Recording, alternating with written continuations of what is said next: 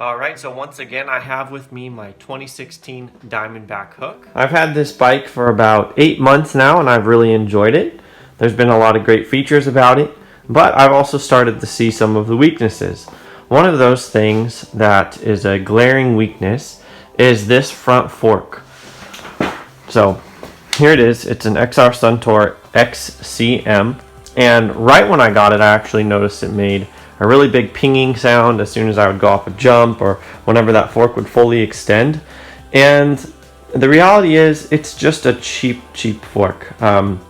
So I'm considering upgrading, but I want to really stay within that $250 range, max $250. Okay, so for those of you guys who are into mountain bikes and know what forks cost, you know, you can easily spend $600 to $1,000 on a really nice fork.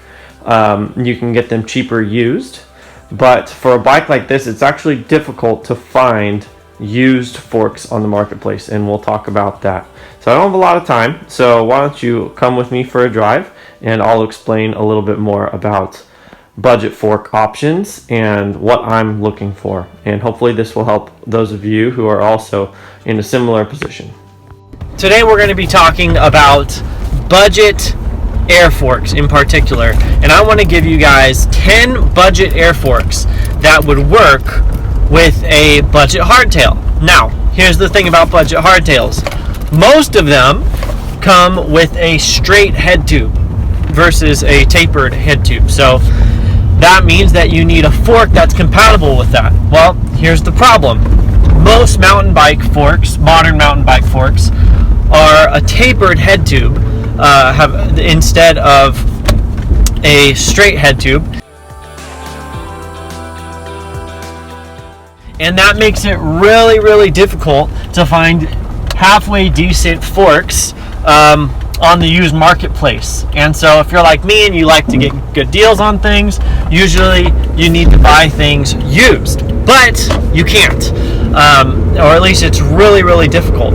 The second reason it's really difficult to find a budget decent fork for a budget hardtail is because most of the time a budget hardtail is going to come with a quick release 9mm quick release for the wheel. And so most modern air forks now use a 15mm through axle with a quick release. And so once again, trying to find a fork that is compatible with that type of a wheel is very difficult as well if you're buying something used. So you're left with the necessity of buying a new fork, basically. And even with new forks, it can still be difficult to find what you're looking for, something that's decent. Okay, so it's pretty easy to find coil spring forks at a reasonable price, but if you're wanting to upgrade your fork, it's probably because you're tired of your coil spring fork. You're tired of the pinging noise that it makes. You're tired of how heavy it is. You're tired of how limited you are in the ability to adjust it. You're tired of its performance, and you just want something a little bit better. So I've done a bit of research and I've found 10 budget forks that are compatible with most budget hardtails, meaning that they use a straight steer tube and they have a 9mm quick release dropout that you can use with your stock wheel. You won't have to upgrade your wheel, and you also won't have to find an adapter for your steer tube. So anyway, here we go. I'm going to show you guys the pictures of them, and I'll talk you through the little that I know about them, and hopefully this will help you in making a decision. And this is what I'm doing as I'm trying to make a decision about what fork I am going to get for my bike. So the first 3 forks are all variants of this same ZTZ fork, and these are 120 millimeters of travel. They are air forks They've got the quick release, just like all of the forks that we're going to do. But I really like the fact that they're inexpensive at $119 each. This is a cool orange one, so it's kind of got some unique colors to it. And the shipping does vary. But these look like decent forks. They got pretty good reviews. I really like this one in particular with the red stanchions on it, because I'm thinking about maybe adding a red theme to my Diamondback hook.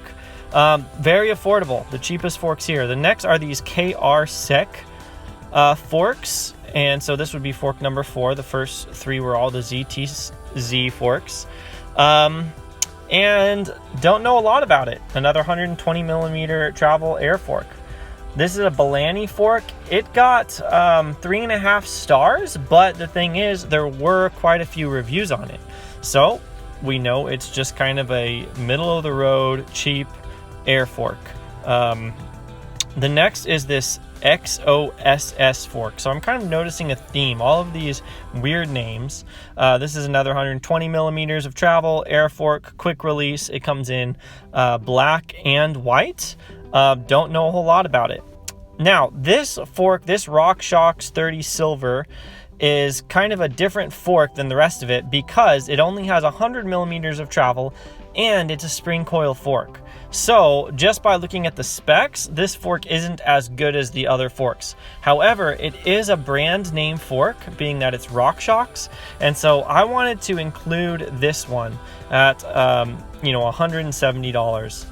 This next fork is the SR Suntour XCR fork, and it is an air fork. There's also a spring coil version of this, and this has just gotten pretty solid reviews. It's kind of the first tier of the SR Suntour air fork models, and it's reasonably priced. The next is an SR Suntour Epixon fork. This one is moving up in quality. It's quite a bit more expensive, and it has gotten really solid reviews. This fork would be really great on a bike like this, but it is a little more expensive. And then the 10th fork is this RockShox Recon fork with a remote lockout. It's also only 100 millimeters of travel, so the 2 RockShox forks have the least amount of travel, but they are arguably the best quality, and this is the most expensive fork I've included at just under $250. Would probably be the best fork. So there's 2 other options that I did not mention to you guys already. So here's the other 2 options. Number 1, I could just keep riding the bike with my cheap SR Suntour XCM coil spring fork until it just doesn't work anymore. That would be the cheapest option. Just don't change anything. Keep riding it, have a good time. When it breaks, then I replace it. But some of you guys might not want to do that, and I might not want to do that. But that would be the cheapest thing, and then I could put money aside for something else. I could save it, I could give it away, I could save up for something different. Okay, so that's one other option. Here's the second other option though. I could sell my Diamondback hook and put that money towards another bike. So I paid about $350 for the bike, and then probably put another $200 worth of parts into the bike. So I've got about $550 invested into this bike, which if you bought the bike brand new, it would be $700 or so. So I could just buy a better bike. Now here, you might be asking, well, Kevin, wouldn't you be putting another $500, $600, $700 to get a better bike? What are you thinking here? So here's what I'm thinking. Every once in a while, I see a killer deal on a bike on the used marketplace. Okay, so on Facebook Marketplace, on Craigslist, on OfferUp, something like that.